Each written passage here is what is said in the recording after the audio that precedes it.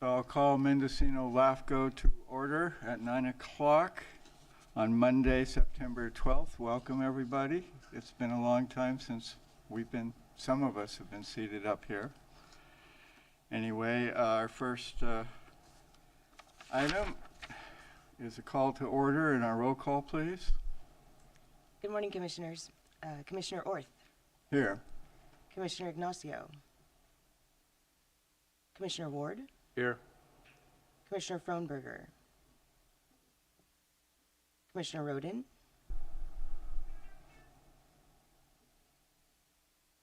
I think you're muted, Commissioner Roden. Mari, we didn't hear you. We're not hearing the Zoom yet. I can see her, thank you. Commissioner We can see it, yes. Commissioner McGordy. Commissioner Mulhern. Here. Commissioner Winkle.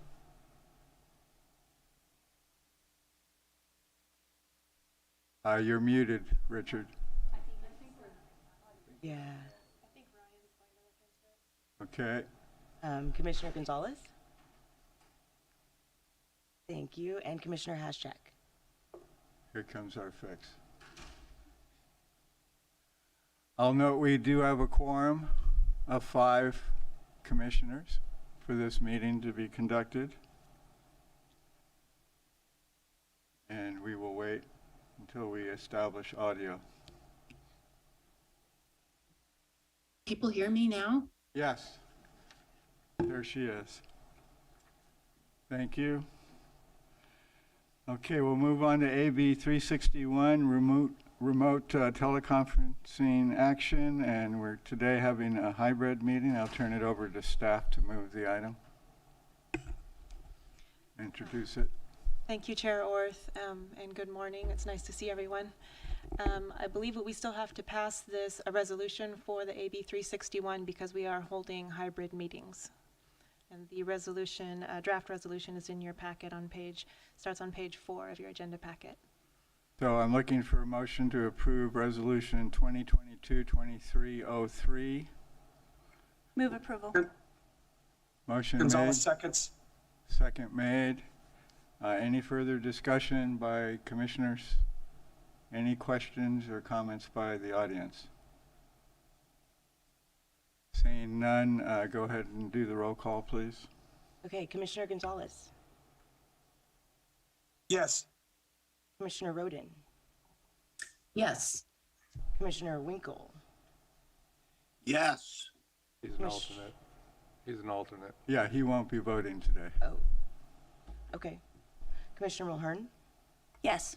Commissioner Ward. Yes. Chair Orth. Yes, Thank you. The motion passes unanimously. thank you so much. And our next item is public expression.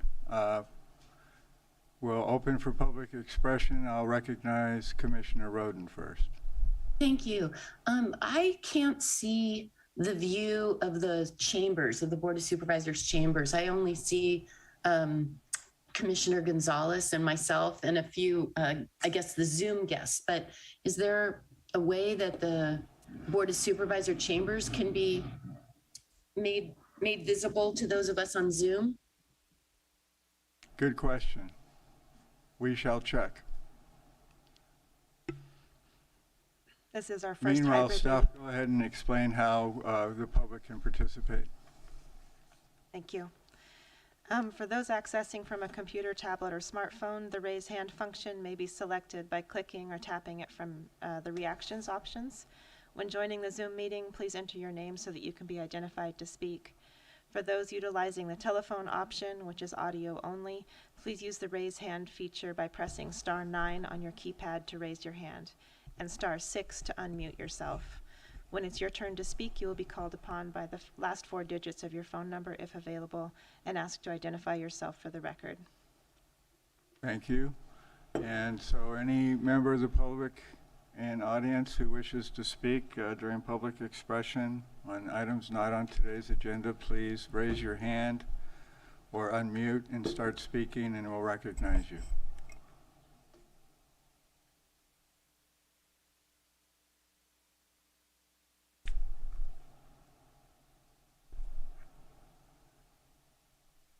Okay, Beth, I see you came up, Russian River Flood Control. Do you wish to speak during public expression? Just raise your hand if you do. Oh. Thank you. It's been 20 seconds. I'm not seeing anyone wishing to speak to the commission this morning. So we'll move to item 4, consent calendar, 4A, 4B, C, and D. Do any commissioners wish to pull an item in our consent calendar today? I don't wish to pull any, but I just want to make a comment about the financial report that it's basically a new report that the staff has come up with, and I wanted to see if there's any comments from the rest of the commissioners on how it's read. I think it's well done. It covers a lot of the revenues and expenses, as well as keeps track of the applicants. But it is pretty complicated, so if there's any questions that I could help with UMA to make it even easier to read. It's a little different than we've done in the past, so no comments. I like the fact it's reducing paperwork here. It's all on one sheet. Thank you. So anyway, it's well done, and I appreciate the way you put it together. It took me a little bit to figure out the applications, but thank you. A lot of work into that. I think it will help our audit as well, when year-end audit. I'll recognize Commissioner Gonzalez. Thank you. I just wanted to echo what Jerry had said, that it is a little harder to read, but I think it took me a little longer to digest, but I think I like it. So thank you very much, and thank you to staff. Any further comments from commissioners? So no items are being pulled. Move approval of the consent calendar. Motion made, I'll second. motion seconded. Any further discussion or public expression during our consent calendar review? Right, seeing none, go ahead and call the roll, please. Yes. Yes.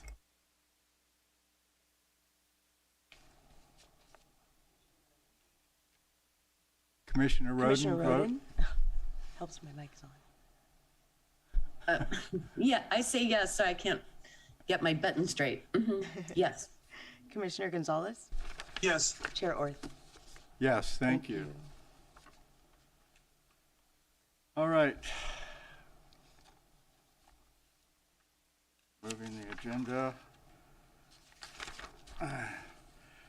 There are no public hearing items today? Or are there? What's this, excuse me, public hearing items, continued county service area number 3?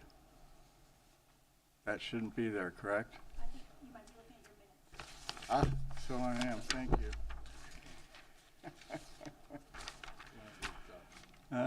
Yes, I am, thank you. They do look awful alike.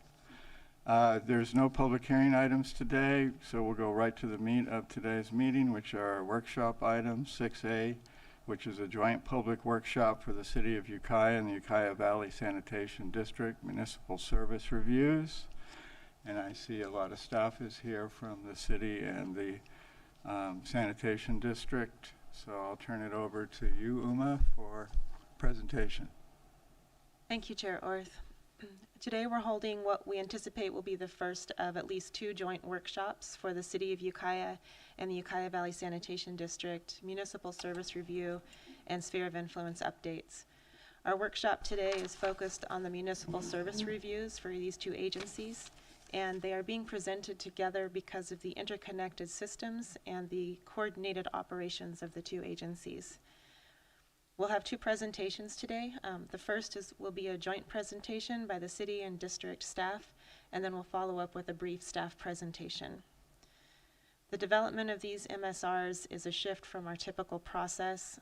Both of these MSRs have been developed in direct coordination with agency staff, and special thank you to Craig Schlatter and Jesse Davis with the City of Ukiah, and Wing C. Fox and Mark de Molinaire, I hope I said that okay, with the sanitation district. We'd also like to recognize Sage San Giacomo and with the city, and Ernie Whip with the district. And with that, I believe the city is going to start off with a joint presentation, or the city and the sanitation district will start off with a joint presentation. Thank you.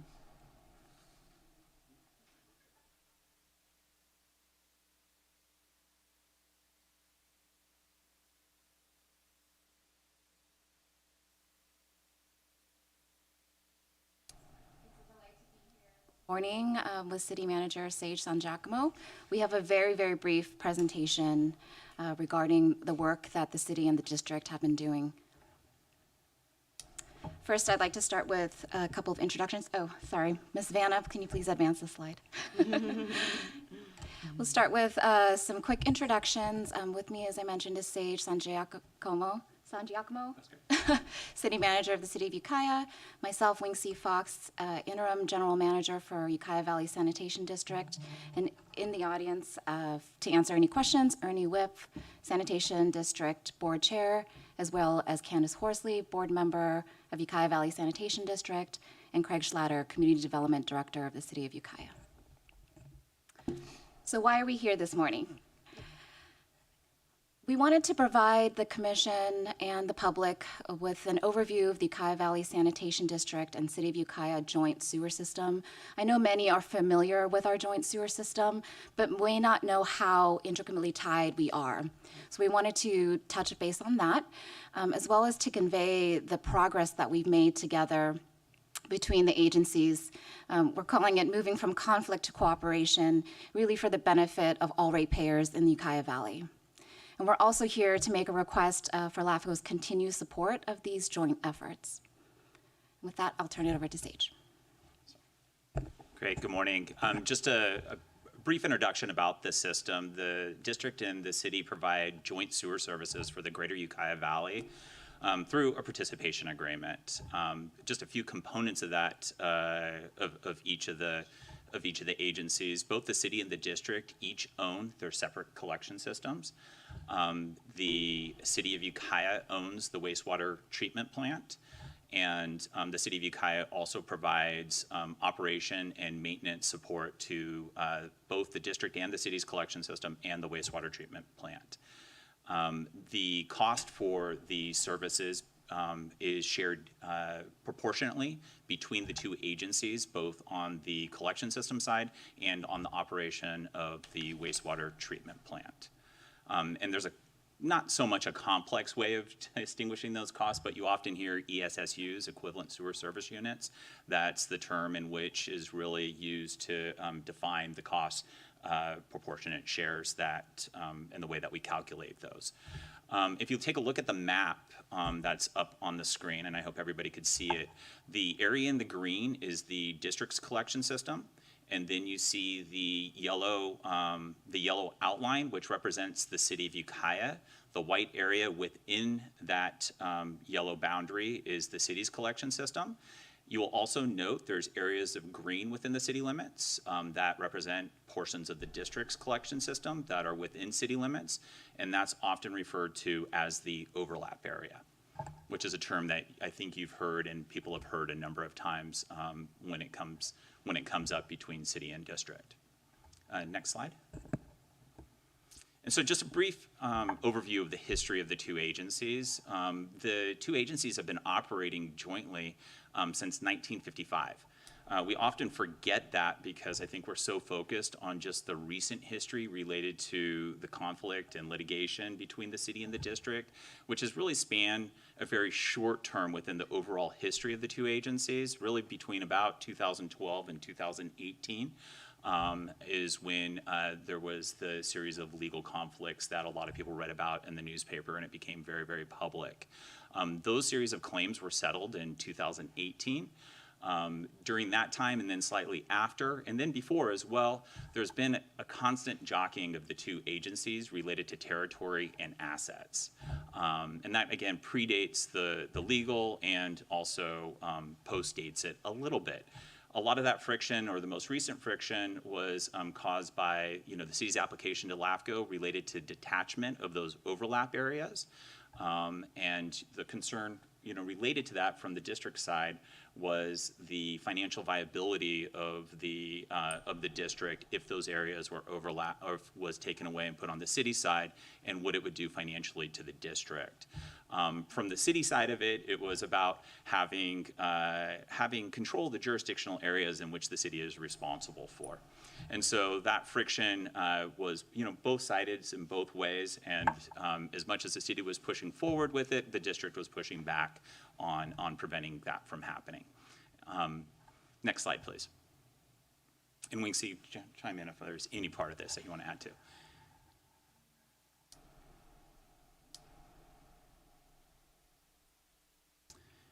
But, I'm really pleased, and I know Wingsy, we're all really pleased to be here because we are moving on to better days. And those better days really started shortly after the conflict with the litigation was settled in 2018, where the city and the district began to shift focus from conflict on ways in which we could collaborate, rebuild trust, and work together. That was really demonstrated.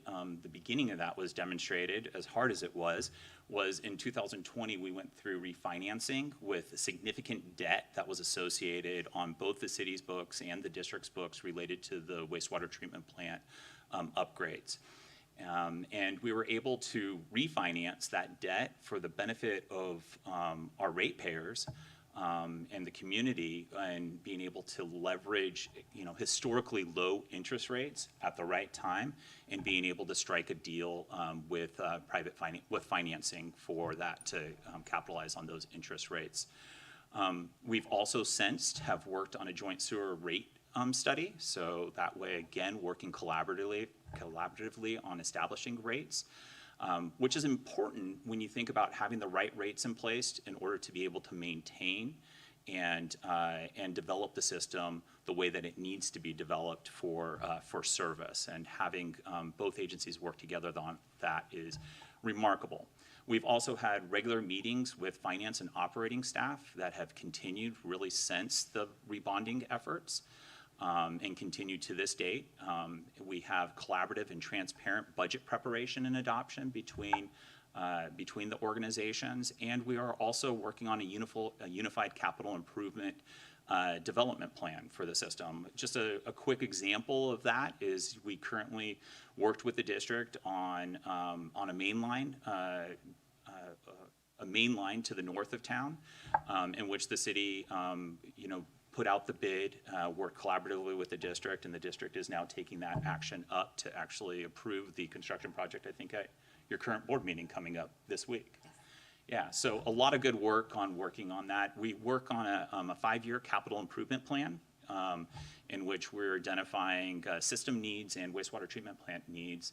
It's a rolling capital 5-year plan, so it gets updated every year, and it's done collaboratively in those meetings. Yeah, I just wanted to add to this slide a little bit to kind of breathe life into the words on the slide. Prior, as Sage touched on, there was a lot of conflict, and I think our communications were mainly through letters, formal letters or emails, which, as everyone knows, in normal relationships can be misconstrued. So we've really made an effort on every level of the agencies to have more direct communication.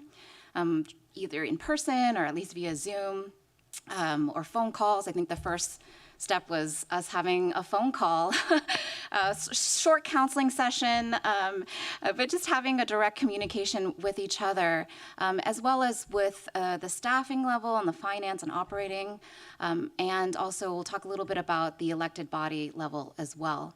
So I have found that, especially with the budget process and anything to deal with finances, is really the genesis of a lot of the conflict in the past. We've been able to ask questions of the city, and they've been able to produce answers or backup to our questions. So it is clear to us how overhead gets allocated. For example, we have a budget agreement that we sign together every year. Everything is very transparent. So I've been happy with that process. Next slide. So I wanted to talk a little bit more about the elected body levels as well, because it is very important that the governing bodies have direct communication along with at the staff levels. So we established an ad hoc committee that consists of 2 members of the Ukiah Valley Sanitation Board, including our board chair, as well as a city mayor and a council member from the city side. It is also staff, but mainly this committee is meant to facilitate open communication between the elected bodies to discuss ongoing outstanding issues, opportunities for collaboration, potentially consolidation, and drafting of more formal agreements and safeguards to ensure continued cooperation. One huge milestone that we've accomplished this year is agreeing to out-of-area service agreements and how that process would work. One of the contentions has been, as Sage mentioned, jockeying for territory and customers. So there are some areas of interest of the city that they have expressed interest of annexing. Some of those properties and areas have district lines that go right up to those properties. And so this agreement that was negotiated between the 2 agencies and recently executed provides for an application to LAFCO, out-of-area service application that would be submitted by the city, and then an agreement with those parcels and properties that are connecting to district lines for the district in the interim to provide those services. So this was took a lot of negotiation, again, a lot of meetings, and I have to say that not just staff, but the elected officials showed up at every single meeting and really actively participated to negotiate the terms of this agreement, and we anticipate that LAFCO Commission will see the first of this application fairly soon. We've also not shied away from the more difficult questions and issues in terms of how does the sanitation district and the city relate to each other going forward. As Sage touched on, we are tied. The systems are tied. You cannot separate the 2 systems. The city owns the wastewater treatment plant. Each agency owns its own collection system, but one can't really separate from the other without some kind of harm to the other agency. So we are exploring ways to consolidate sewer services in the long term, potentially having the city absorb the district in the long term without threatening any of the district's financial viability in the interim. So one of the issues and concerns that the district has had on behalf of itself, as well as the water agencies, frankly, is this piecemeal detachment, piecemeal annexations that kind of slowly cannibalizes district or water district customers. And so the city has agreed not to detach the overlap area in the interim, as well as not pursue any piecemeal detachments. And so again, there's still consideration and negotiation in terms of what that long-term plan might be. We haven't figured that out, but in the meantime, we feel very secure in the relationship and not threatened in any way. Next slide, please. So just to close, and I'll also invite Sage to make some closing comments, but as all relationships are, trust building is a work in process. It's not completed, it's ongoing, it takes active work. So we plan on continuing to meet on the staff level, as well as the ad hoc committee level. And this MSR-SOI process has continued to foster that cooperation and collaboration. Both staff at both agencies have met regularly with UMA and Larkin, which I have to say has been a pleasure. LAFCO has staff that works incredibly hard. And so you see the product, the first step of that today. And I think the overall goal is not to rely on the relationship as it stands today, because sometimes that can be dependent on the people involved, whether it's the staff, management, or elected officials. And so we are working on a unified plan to set up a system that benefits the entire community rather than any individual agency. We are looking in the long term. And we both agencies do value LAFCO's role in facilitating this cooperation. We aren't using any of these processes to leverage or jockey for territory. We are looking for ways to cooperate, and we're looking for the LAFCO Commission to support that effort. Ultimately, we strongly believe, and why we're here to do this work, is to benefit all the ratepayers, all the residents of Ukiah Valley, and to serve Ukiah Valley with sewer system that is the most efficient and cost-effective and reliable. With that, I thank you very much and allow Sage to make some comments. Yeah, I think Wing-See, you summed it up pretty well. I want to emphasize the out-of-area service agreement that the city and the district have now both approved, just how remarkable that is, because it really sets out the strategy short-term and long-term, the pathway and the framework by which we operate, that we operate in the interim to ensure that we're getting sewer services to where they need to be, and that people aren't putting in septic systems, with their developments in areas that are sensitive environmentally or will be problematic long-term, in which they'll be having to replace those systems because they just won't perform well. So a number of reasons why in the interim it's very important that we provide sewer services to these areas. And then the long-term framework that is spelled out, where we're not seeking piecemeal detachments that could have an impact on the viability of the sanitation district or water agencies, for that matter. That is, the extended discussion that the city is having with water agencies currently. But it provides that it doesn't hinder our ability to be able to annex areas that need to be annexed long-term. Certainly these areas that are outside of the city limits that are built out or planned to be built out would benefit greatly from the full host of municipal services that a multi-service agency jurisdiction can provide. And that's really what LAFCO, points to in Cortese Knox, is being able to have managed services, throughout the period in which those services are needed in area, and for the transition of those services to the appropriate agencies as time goes on and as those services are required.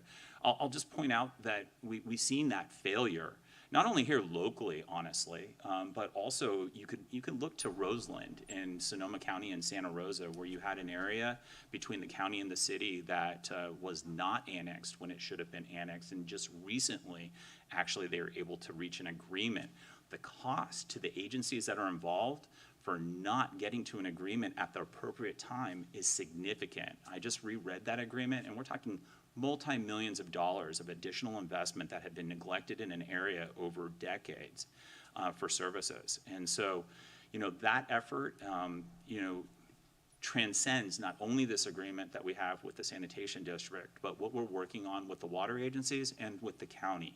And we have active discussions that are taking place amongst all three with the city. But I am pleased to say that it started from this rebuild of the relationship with the sanitation district. And this has been the facilitating piece that's moving us forward. Paramount to the success of this discussion is LAFCO's role in it. And we are very pleased, LAFCO staff, I can't point to them enough as being very helpful in facilitating these discussions. We've had numerous joint meetings together. The fact that the approach that the board authorized for the MSR development in a collaborative way, when UMA brought that forward, we appreciate the board's support of taking a look at how we could benefit from it being done just a little bit different than what you would have otherwise have done it. And we know, there was a little frustration on LAFCO on the board side of transitioning or changing course because it felt like we had a course that was established 2 years ago and then we changed that course. But it really is going to push us ahead along a better path. We appreciate the leadership from the LAFCO board on recognizing that and having the courage to support staff and the district and the city in pushing it. And look forward to working with LAFCO and LAFCO staff as we move forward in this continued evolution. Questions? I'll open it for questions in a moment. First, I want to do a broad comment about agencies working together and how much I'll back up with that statement you just made, that working together is helping us confront the workforce housing issue that is so critical to the county of Mendocino and to the people who provide services, as well as your joint rate study, which is going to bring commonality to the charges that your ratepayers will be looking forward to. I think that cleans up a lot of the issues that were out there for a long period of time. Willits and Brick Trails went through a similar legal process, and we came through understanding that cooperation was the best foot forward for the public and for the agencies. And I think Mendocino has matured quite a bit in the last decade in moving our agencies forward into these working relationships. And with that, I'll open up comments from commissioners. I have some questions, Commissioner Ward. several. First of all, yeah, this is great news. Thank you. Wish it happened 20 years ago. Without showing my age, I was thinking 04. I was on LAFCO, and we talked about the ESSUs. There was a big fight between the district and the city. Frank McMichael was our executive officer at the time. It was ugly. We didn't get anything done. Here we are, 2022, and we're finally to that point. Maybe it's the individuals now. Maybe that's what it takes. People willing to sit down and talk and work things out. Unfortunately, you spent a lot of money on legal fees and stuff, but hopefully that's all beyond us. So our next step, hopefully, with this new joint venture between the two, we can do the same for our water districts, which I've been fighting for 20 years as well. So hopefully this is a big step, and I appreciate the efforts you two have, and your districts have put into it, the city and the district. So what will happen to the dissolution application that the city has? Will that eventually go away? Yes. Okay. How long do you think? Yeah, you know, we just signed the out-of-area service agreement, and so the dissolution agreement really becomes ineffective at this point in time. Okay. And so we'll get back to LAFCO staff on that, but yeah, that application will go away. And then in our in the MSR, there was like 5 points that the mutually agreed upon between the two agencies. What happened? One of them was the application for out-of-area service. I don't need to go through them, but how long do you think that'll take? On out-of-area service agreements? Well, no, there's 5 things here. The district will support city annexation. The city will not pursue detachment. The city will be the applicant for out-of-area service agreement, and the district will bear the costs. That kind of stuff. That's all currently currently being implemented. Okay. Right now, we are about, I believe, 60% complete on an out-of-area service agreement application. That will be coming before the LAFCO board, as Wing C pointed out, in the very near term. We're just waiting to identify the final properties that would be associated with that first application.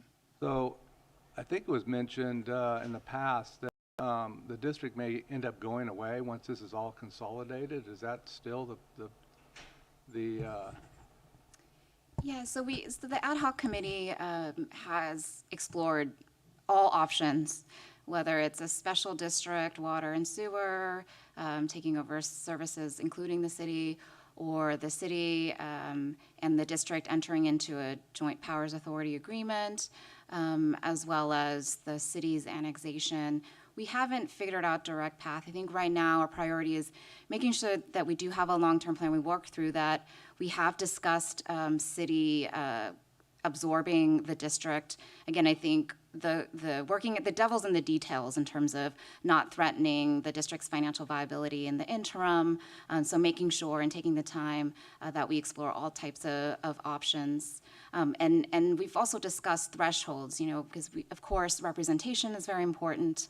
And so is there a threshold at which point the city's annexed a majority of the district's customers, then it takes everything over. So we're still in discussions on that. I think, again, a priority is consolidation in the long term while maintaining viability in the short term.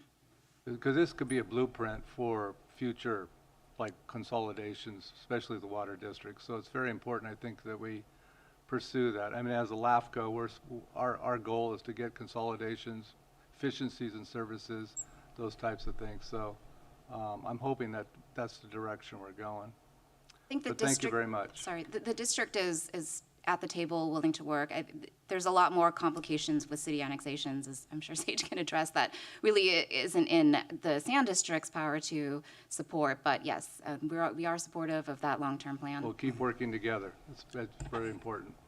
Yeah, and again, the out-of-area service agreement really provides that framework. It provides that framework for a path forward for service to customers, no detachment, but annexations, supported by the district to be able to potentially move forward. And so, I also want to point the out-of-area service agreement, while it took us a few months, to go through and establish, it's really quite simple. It's not a 50-page agreement, that was derived by attorneys, which has been a big portion of conflicts that come up in communication issues. That has been removed, as Wingsy has said, and we have electeds and staff working directly together, outlining the terms, and then coming up with simple, implementable agreements that can really stand the test of time. I think that is something that we've previously, have failed on. A lot of times we're so focused on what happens if something doesn't work, and then putting all of the, the divorce language that's within these agreements, and we fail to focus on what it takes to succeed, and that language doesn't make it into the agreements. And I think that we have shifted away from that point of view to look at what is needed for success, for the benefit of our community, not just one agency over time. And as Wingsy did point out, I won't go through the complexities of some of the other issues, but just only to highlight those, with other district consolidations, the city has, successfully consolidated with the fire district and the city fire services to operate under a shared management service agreement. It's kind of similar to the way that the district and the city, the sanitation district and the city operate on shared management of services. But we've taken the two largest fire agencies in Mendocino County out of 23 at that time and have consolidated the largest fire agencies with LAFCO's, support in that process. And we're having those conversations. I think it's, Commissioner Ward's absolutely right. This is a model by which we're looking at how to work with water districts. We know the significant issues that are surrounding water. We know how there's some districts that are better off than others, some districts that simply are failing to provide, the services that their customers are looking for, and how working together could be for the benefit of the entire community. So those discussions are occurring, and the discussions related to tax sharing are moving forward as well with the county, and there's been active meetings with the city and the county related to tax sharing. So all of these things, we are at a unique time and period, I think, in our history of trying to finally get it right, and moving forward for the community. It's so important that we do get it right in Ukiah, where we have failed so long, because these same issues are impacting other communities like Willits and Fort Bragg, and Ukiah is just a precursor to what will happen in those other communities if we don't. And we want to, part of those discussions, specifically with tax sharing, it includes all 4 cities with the county. So that way we're not just fixing the problem in the Ukiah Valley, but we're setting the stage and the framework to be able to leverage those solutions in those other communities as well.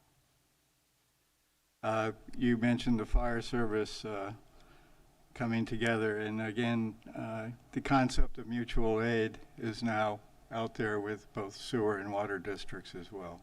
So it's wonderful to see, and it does bring us together because we have to help each other through the times we're living through. And I think the movement forward is in the Ukiah Valley is wonderful to see, given the history. And it's always nice to put your attorneys aside because their viewpoint is so different than us as electeds and staff to moving forward with our communities and their benefit. They have a different role, and oftentimes they're trying to avoid or create conflict because of their disagreements of the liability issues that are many times sort of clouds up there that maybe if we really hate each other, we might get there. So I think the mutual aid in this whole process is showing how we have to work together to benefit the people that we all serve together. And I really appreciate these MSRs. And I'm going to ask Uma to briefly describe that we will take a different approach on the SOIs, that we're not doing the MSR SOIs together, that there will be a different workshop for those in the future. And if you would just speak to that for a moment, and then I'll reopen for comments to the commissioners. Thank you, Chair Orth. We do have a brief presentation where we can discuss that, and our analyst Larkin Filer will be giving that. Okay, then we'll wait for that. Questions from commissioners in our hybrid meeting? And any public just come forward?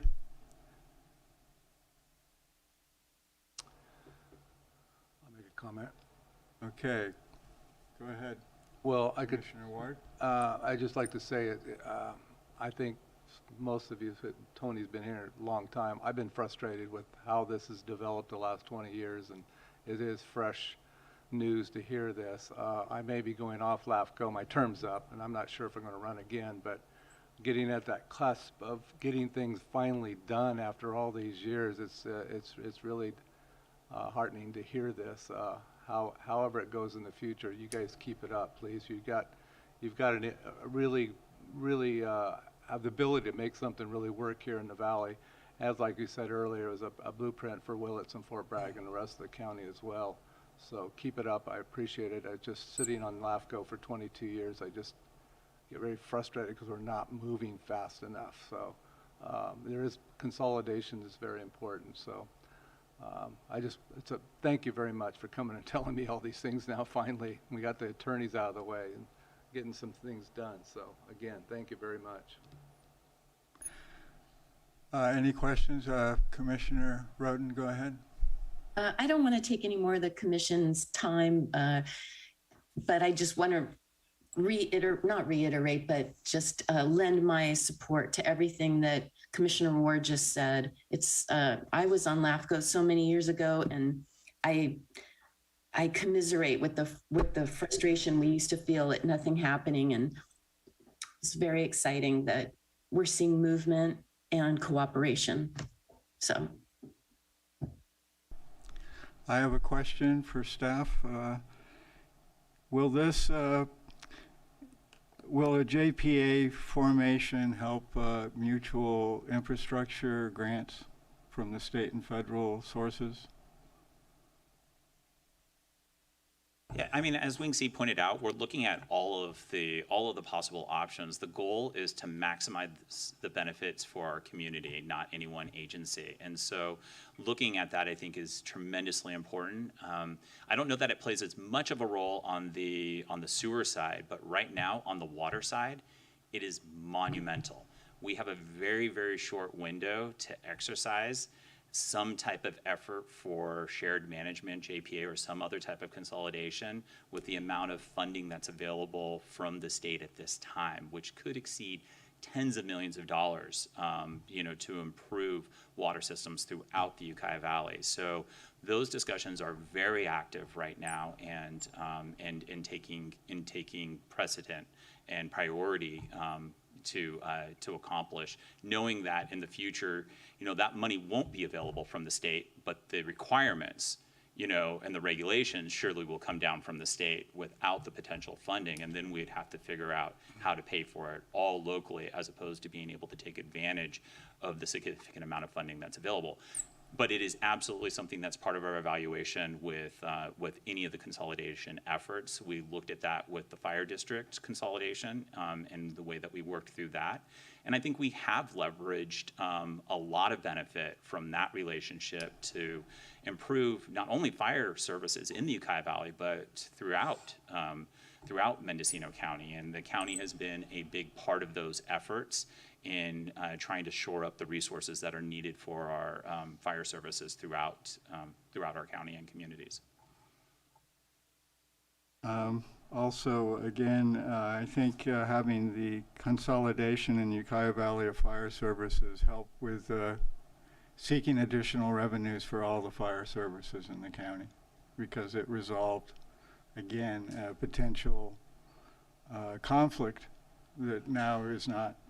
It's mutual aid, and we're really moving forward, and everyone benefits. The value of sewage. I note in your document, you kind of pointed out that you don't really have heavy industrial sewage. You have a higher quality sewage, and what we're talking about is the value of sewage and being reprocessed back into domestic use. So there is value in sewer with the water agencies, and you certainly have shown that, being the first community that's really taking that forward and creating a benefit to especially ag users at this time, and hopefully public users. I know the cost of raising dams is very expensive compared to the potential reuse of clean sewage, shall we call it? It's a really, really good point. There's a number of benefits to it. You know, the amount of regulation that was coming through on discharge, especially discharge to the river, that was a never-ending cost that was going to only continue to increase with regulations. We know regulations don't get easier, they get harder. And to implement those, even small changes become incrementally larger cost to be able to achieve. And so the recycled water system provides a tremendous benefit for being able to offload something that was a high cost on the sewer side and an increasing cost on the sewer side, but provide an instrumental benefit on the water side. Really for every gallon of recycled water we produce, that's one less gallon of potable water that has to be used. It begins to shore up agricultural resources, which we know are going to become increasingly more strained. And if we want to preserve ag in Mendocino County, Ukiah Valley area, that system is going to be tremendously important to make sure that it continues to evolve. So yes, very, very important on both sides of the equation. And I'm mentioning it because of state and federal dollars that are flowing in that direction as well. Not to be too punny there. And we know that we're on the cusp of hopefully getting some additional dollars in funding. Those dollars in funding will not be available in all likelihood moving in the future. The regulations will exist, and our ratepayers will have to pay the full burden of complying with those regulations. So being very strategic on timing in the discussion, specifically with water, is going to be tremendously important.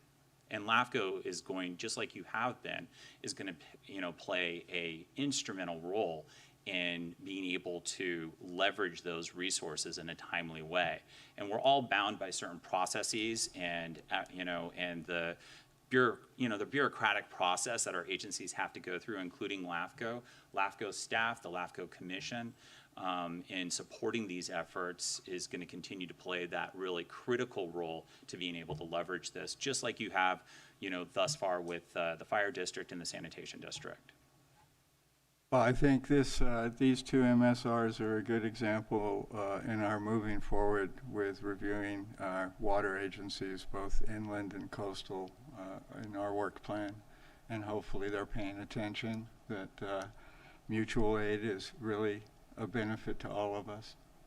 So thank you, and I appreciate staff, and I ask the commissioners, this is a workshop, pay attention to our determinations that are contained in both MSRs, and come forward with any comments in between this meeting and our next time it comes up on our agenda. I'm sure staff will take all comments in writing and questions and move them forward. And I recognize Beth of the Russian River Flood Control.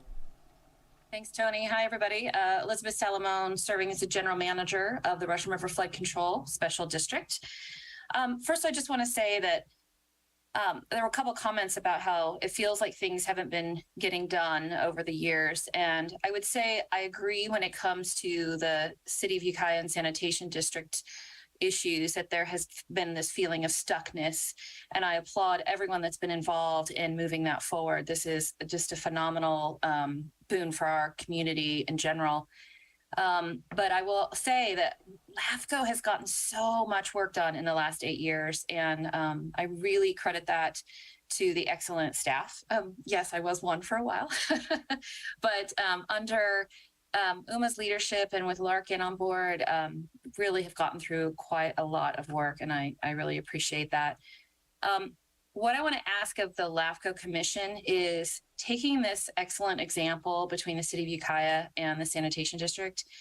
I hope that we can find other ways with the rest of the special districts and cities in the county to continue this out-of-the-box creative thinking with building trust and relationships. We have found in the Russian River particularly that this has been really life-saving for the regional entities to get together. Those who might not have liked to be in meetings together at some point now are cooperating and coming up with voluntary plans that the state is recognizing. We are making history here in Mendocino County, and I'm really excited to see LAFCO part of that process and encourage all the commissioners to continue on that road. So thank you all very much. This is a great way to start Monday morning to see how far we've come. All we're hearing are kind words. Yes, absolutely. So, are there any further questions or comments? Yes, Uma. Orth, it might be a good time for staff to give presentation to kind of lay the groundwork for the development of the MSRs and where we are headed with them. Yes, please do. Thank you.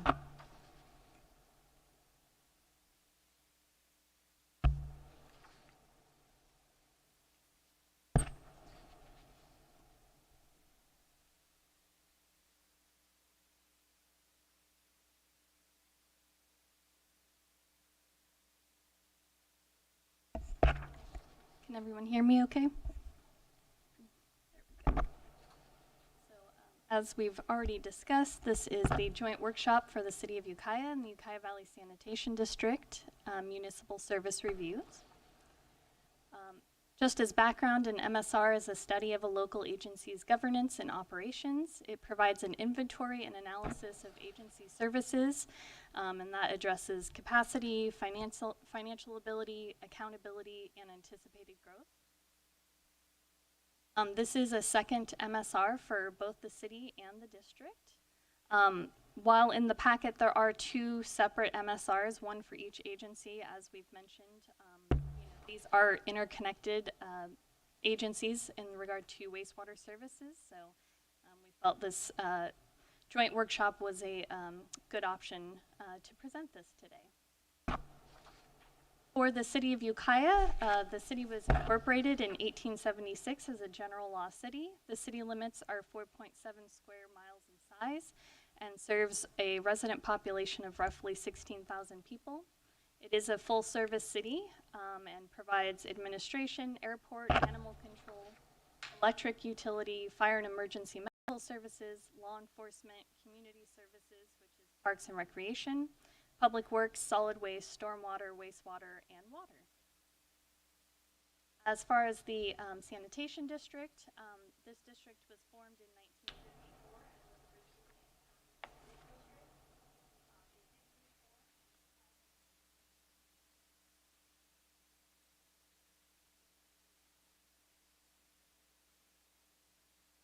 Already talked about, there is the overlap area between the agencies, which you can see on this map, which was also in the prior presentation.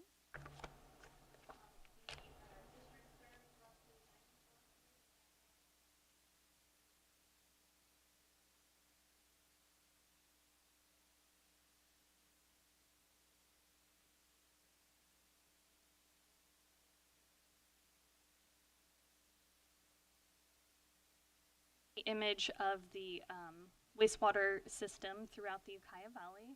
Kind of a neat way of seeing how interconnected these agencies are through the landscape. Here is the map of that collection system. It's oriented differently. You can see Lake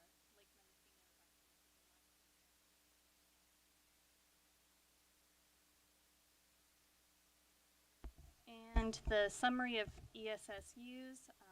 Again, these are the equivalent sewer service units utilized to measure a flow of volume and treatment capacity, and one ESSU is equivalent to a 2-bedroom dwelling unit. And as you can see in this table, the very last portion, as far as remaining ESSUs, there's 942 for the district, 434 for the city, with a rough combined total of 1,300. Regarding the process, again, this is, we're holding this joint workshop today to get requested revisions from the commission, and also welcome public comment. And then no formal action will be taken today. We will have a second workshop to discuss the sphere of influence for these agencies, and then we will have a public hearing.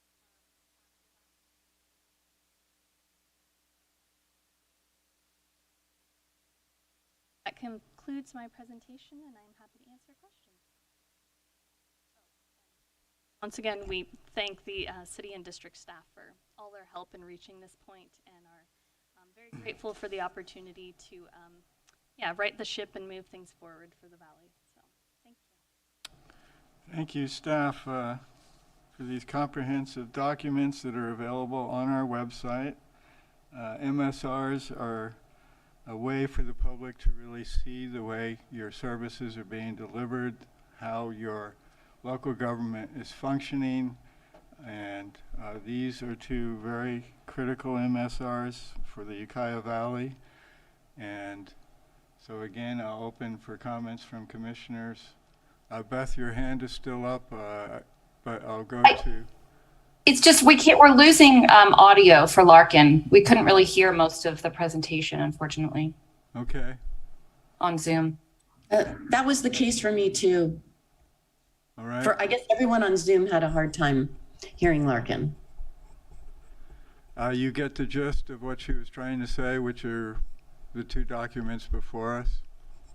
Yeah, or do you wish anything repeated? Well, she went over the just sort of a cursory review of the MSR, which was great. And I don't think Larkin said anything that wasn't in the MSR, but maybe if you did, Larkin, you could repeat those things. I'm sorry, we are adjusting to this new technology setup. Basically everything I said was on the slides. So unless there's any questions, I think if you were able to visually see it, there was no new content verbally. Could you hear her better as she leaned into the mic? Okay, so it's a lean-in process. These are pretty adjustable, but we are kind of far from the mic. Any comments? Yeah, I have a question. Yeah, Well, let's go ahead with sorry, I'm using the Commissioner pen, Muller. the pen method. I wanted to thank staff actually for both presentations, and I'm wondering if we can make these slide decks available on the website as an attachment. If they were in the packet, I missed the slide decks through reading through the MSR, but I think the slide decks really summarize both presentations. We can add those to the website. Thank you. Okay, great. Yeah, I have a Go question. ahead, Commissioner How much input did you get from the city and the district on this MSR? We worked very closely with both staff, agency staffs throughout the process, and we passed the documents back and forth regularly for editing on both sides. Okay. And it's well done. You're killing me though with all this reading. and I believe it's tracking with the general plan update the city is going, so we won't find any conflicts between the two documents. So they will be working together. They have worked together, and it's a key component for the CEQA aspect of this whole process, I believe. That is correct, and it's also another reason we decided to hold off on the sphere portion of that so that we can coordinate that closely with the general plan EIR preparation. Do we have any public who wish to speak to these MSRs? If so, please come forward, unmute yourself if you wish to make comments or questions. Anyone in the audience as well who wishes to come forward?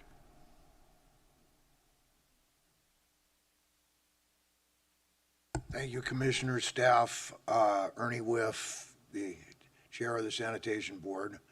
My only concern is that on these out-of-area service agreements, we're zeroing in on particular properties.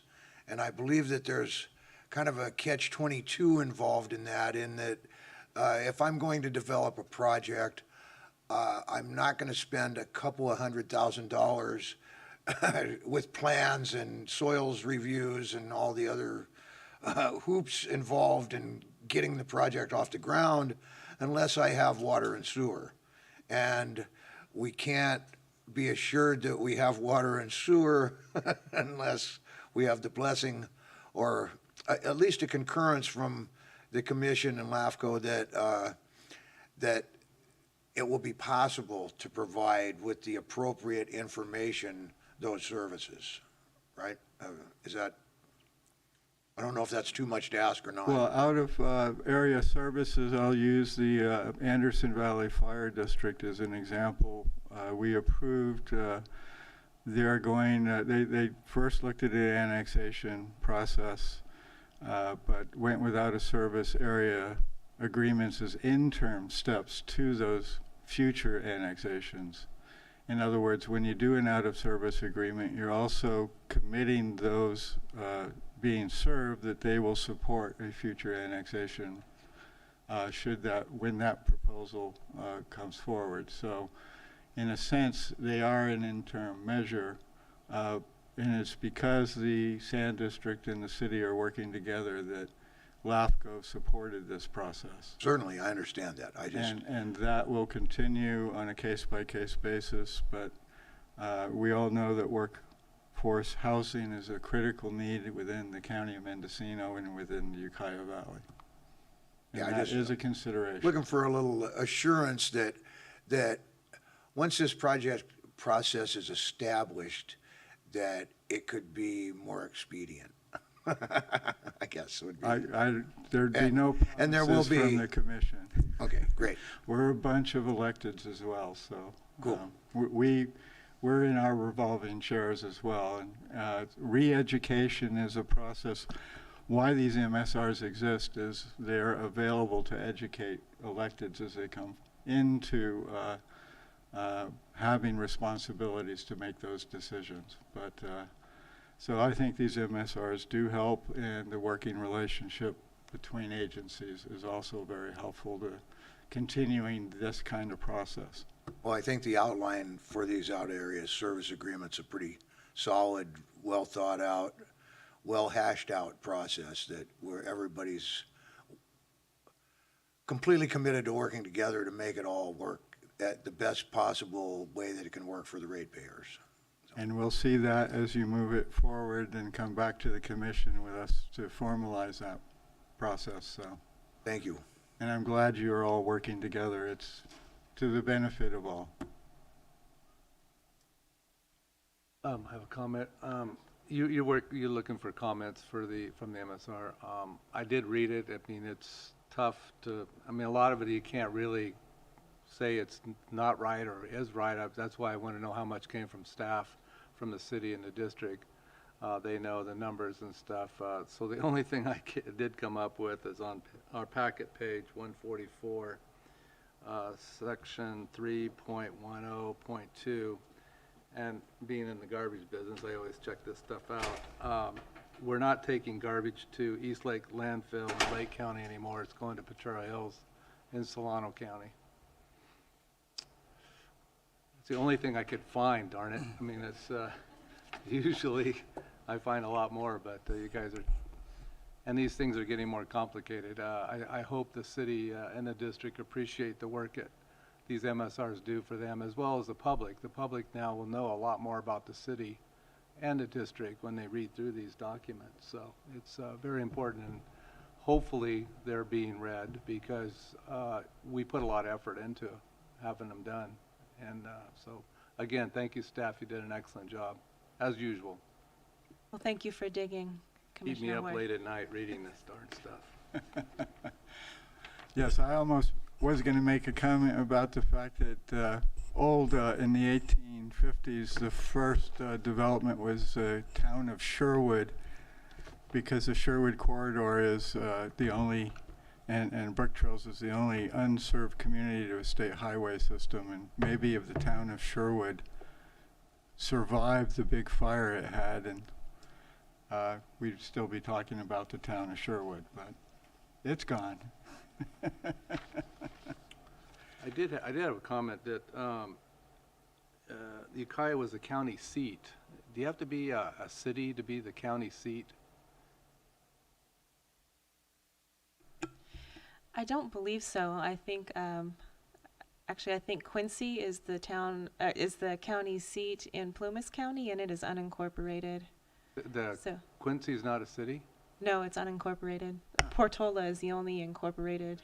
I just thought it was weird because they were the county seat before they were incorporated, so. Little fight, you know, to prove that I read this stuff.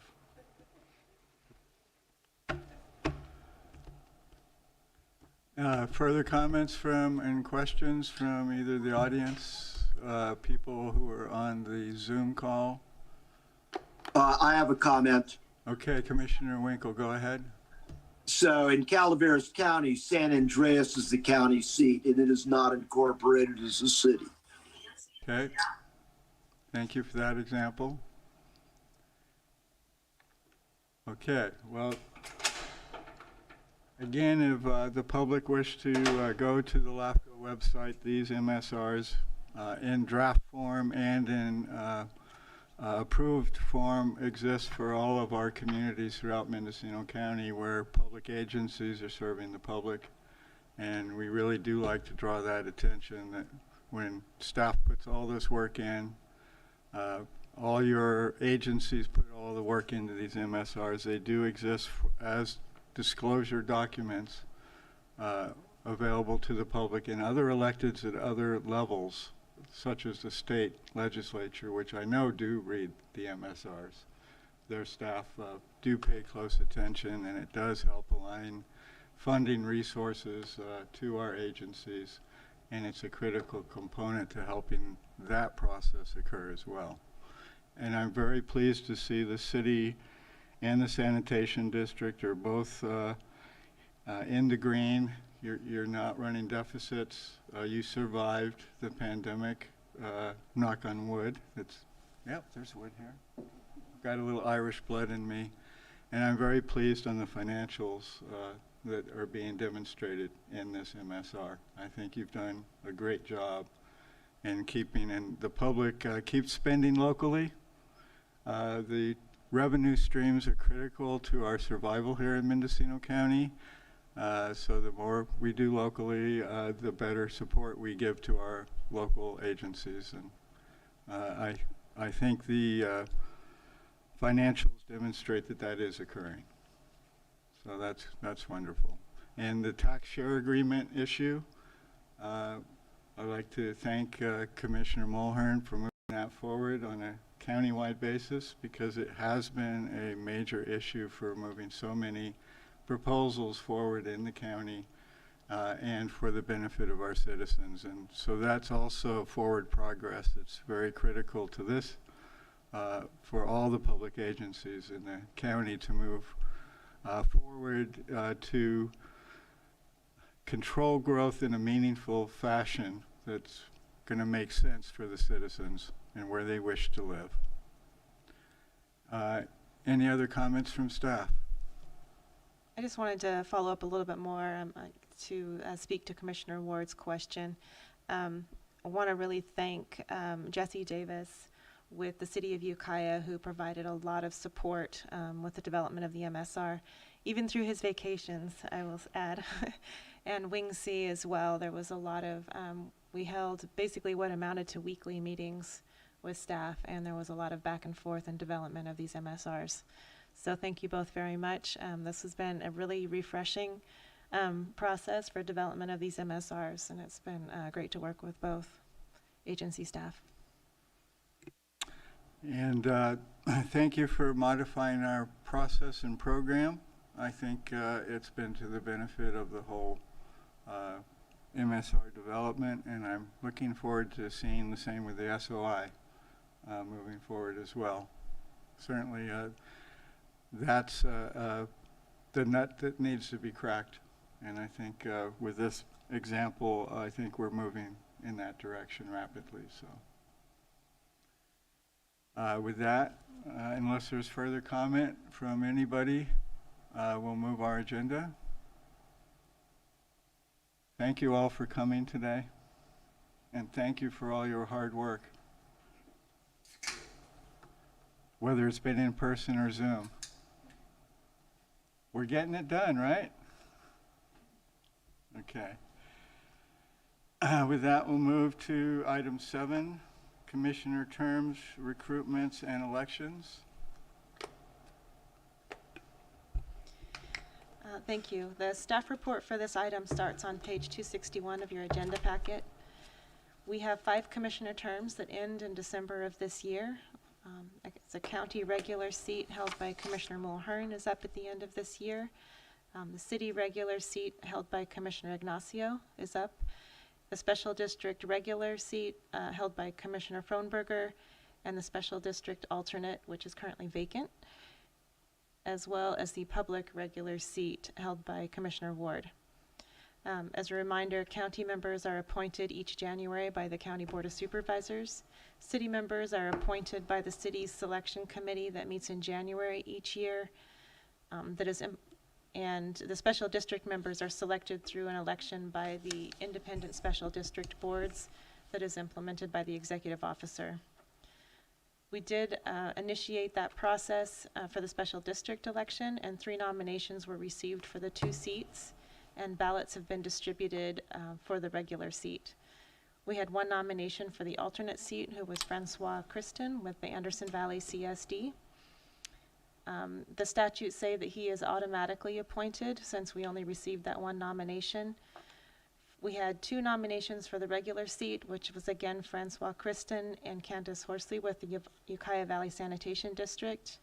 So we do have a ballot process that has been initiated. The deadline for ballots has been set for November 11th, which is the just after the midterm elections. And the election statutes require that we must receive a quorum of ballots to have a valid election. We also are ready to initiate the announcement of the public member term, and that will be sent to the newspapers and to all of the member agencies, as well as posted on our website. We typically start that process in mid-September, so we are ready to do that. And we'll have a deadline for letters and applications by the end of October. And we anticipate that candidates may be interviewed by the commission in November, and then an announcement at the December regular meeting. And that concludes my presentation. Any questions from commissioners? Commissioner Ward, you're still determining whether you're going to run again or ask for appointment? Well, 22 years is enough, isn't it? I don't know. You're asking the wrong person. We'll see. Okay. With that, I'm seeing no further questions. Any questions from the public? Okay, then we'll move. I know that our Brick Trails agenda for tomorrow is that election for the special district seats. And you say we need 50% plus 1 of the districts voting? Correct. And we've gone through that process before where we've had to resubmit the election. Yes. So I hope everyone district-wise is paying attention, please, so we don't have to go through the process again. It's very difficult to get 52 districts in one room in a quorum, just a quorum. We've tried it before. So thank you, LAFCO staff, for conducting the election. All right, with that, we'll go to 7B, selection of the voting delegate for the CALAFCO Board of Directors election proceedings, and I'll open it to, well, first, Uma, go ahead and let us know what we're doing. Thank you. This is for the conference and the CALAFCO annual business meeting. As a reminder, the conference is in Newport Beach this year, October 19th to the 21st. So far, we only have Commissioner Mulhern, who has committed to attending the conference. I will remind the commissioners that registration is open until September 29th. So if we have budgeted for 5 commissioners to attend, and expenses are paid by the commission, so by LAFCO. So if anyone is interested in going, if you could please let us know as soon as possible, and we can assist with registration and reservations. The commission is required to appoint a voting delegate to participate in the CALAFCO annual business meeting, which is held during the conference. And at this time, since we only have Commissioner Mulhern, staff would recommend officially making that appointment so that we can let CALAFCO know. Do we need to make by motion, or does the chair have the ability to appoint that person? There's no specification either way. Just a pointer. Then I'll go ahead and appoint you as the voting delegate. Thank you. Let the record so show. You don't have a choice. I mean, I'll take it. It's an honor and a privilege to serve. It's a requirement that you bring at least a case of wine to go to their wine event. They still have that? But there are wineries that are very helpful in Are they providing still having that? Wine. I don't know if they are. I think that it got very heated one year. Oh, And so the competition was tough one year, and I think they decided Well, to there's make a lot it a of more cheaters. That's what it was. friendly event. They were Okay. spiking the jar. were they really? Oh my goodness. Well, you know, conferences allow us to let our hair down a little bit. It gets anything to stop from falling asleep during some of the presentations. No one fell asleep today, though. So thank you. Yeah, LAFCO 101 is a good one to go to. I've gone to it 3 or 4 times. So it's something that I would recommend Mo go to as well. And I will commit to going to a conference when it's in Northern California. I believe next year it is. Yes, I think that it's a that every other year they come back north. Yes. Good. Okay, with that then, we have no nomination by a commissioner for, oh, that was just the selection of the voting delegates, so excuse me. So we'll move to item 8, information and report items. We'll go to the work plan, current and future proposals. That's 8A on our agenda. Uma? Thank you. We have a number of active proposals that we are working through. Most of them are pending the tax share agreements. So while we continue to coordinate with the applicants, we do have to wait for that tax share agreement before proceeding. We have a City of Ukiah annexation of the Western Hills properties, and those are, we are still waiting for information from the city on that.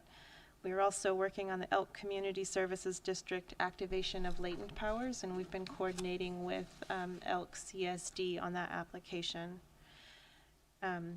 The City of Ukiah annexation of city-owned properties, we continue to work with the city and meet with them on that application. That is one that we are waiting for the tax share agreement to proceed with.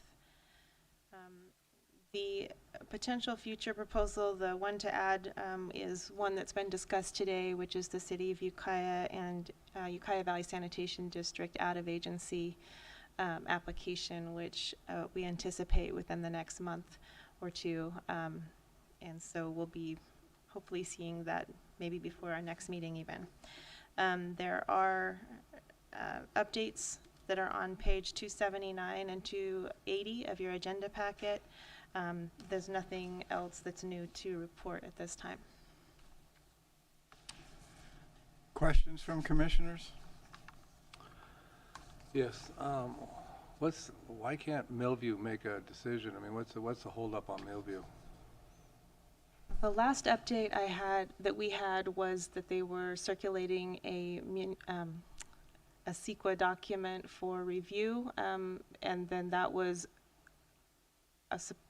scheduled for adoption by their board, but we didn't ever hear follow-up from that. So I believe that there's discussions with the city, and that may be why we haven't heard more. Because they're wanting to annex the same area, right?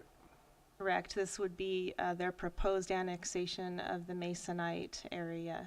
Right. So maybe the city and Millview can get together and resolve that one. I believe that they are coordinating. Good. No comments necessary. All right. Any other questions or queries? Any public member wishing to question on this, our work plan, activity?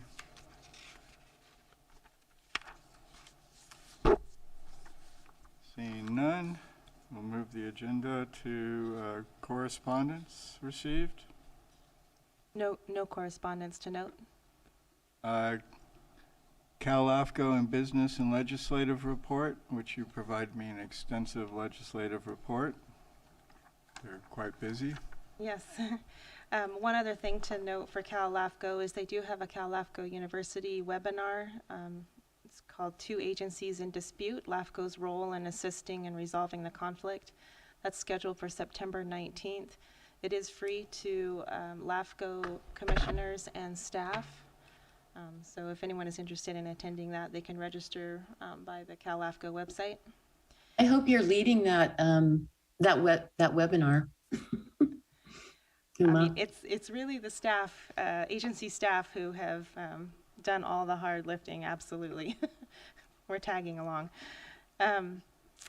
The quarterly newsletter is on page 281 of the agenda packet, and then as Chair Orth noted, there is a full legislative report in the packet. Any questions from commissioners? Any questions from the public? All right, usually wait 20 seconds.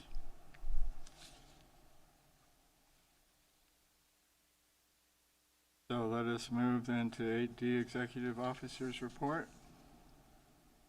I just have a few things to report on. We are working on the end of fiscal year financials to get the audit started, and we'll be working with Treasurer Ward on that.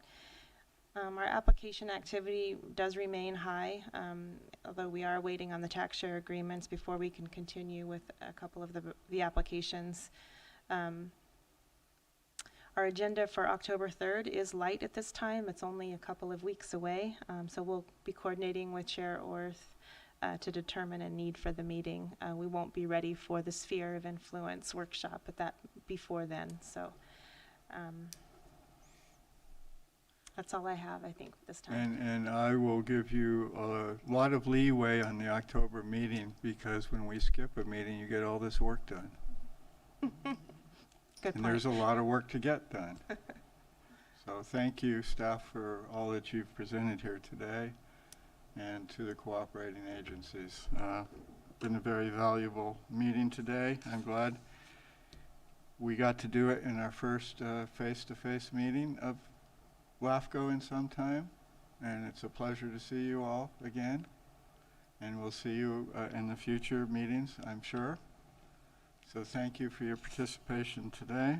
Excuse me, if we don't have a meeting in October and we have more comments to make on the MSRs, we can just email them to you? Yes, please feel free to email any comments to us, and we can work through those and be If in not, touch. I'll hold it over to October, but just in case we don't meet. Yes, pay attention to the determinations in both MSRs would be a good place to focus for comments, and staff is available for any written email or calls before our next meeting, which will now be in November, I believe. That announcement to be made shortly. Yes, thank you.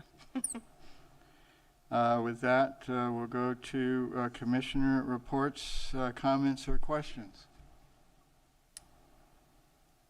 I open the floor. Yes, Commissioner Gonzalez. I just wanted to thank staff for facilitating the hybrid meeting, and also to the city and sanitation district. I'm really stoked that everybody is getting along and that it was a good document. Like Commissioner Ward said, a lot of reading, but a good document. Staff also. And we have to thank the city of Willits for working with Brick Trails to set the example to the valley. That conflict resolution works to the benefit of all. Any other reports by commissioners? You forgot committee reports. I forgot committee, was there a committee I meeting? don't believe there was.